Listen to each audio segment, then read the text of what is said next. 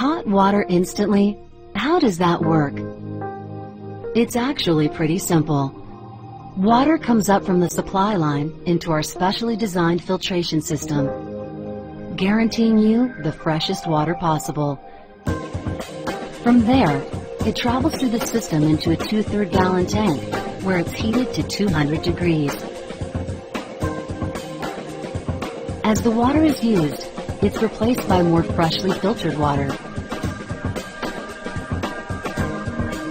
And with the fast recovery system, it can deliver up to 60 cups of near boiling water an hour.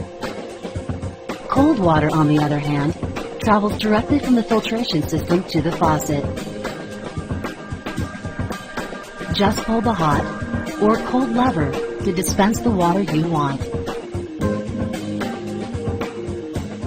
You can even adjust the temperature to your liking right on the hot water tank.